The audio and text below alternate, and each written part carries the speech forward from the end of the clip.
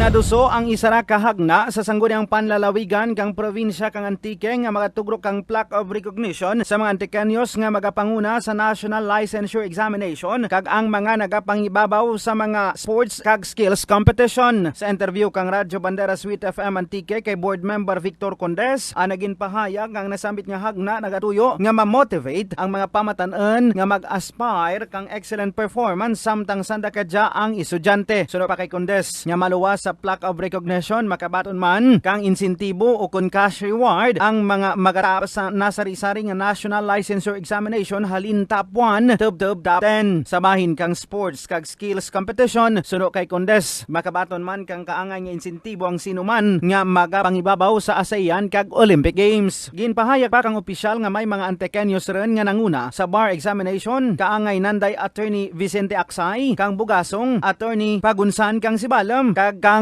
damlag lang si Attorney Irene May Birano Alcovilla kang San Remigio. Nagalaom naman ang opisyal nga maaprubahan ang nasambit nga hagna kang sangguniang panlalawigan. Balita Regional halin sa probinsya kang Antique. Ako si Kabanderang Nestor Bermudez Napalingga Jr. Nagabandera sa matudod nga serbisyo publiko kag kalingawan sa Western Visayas. Radio Bandera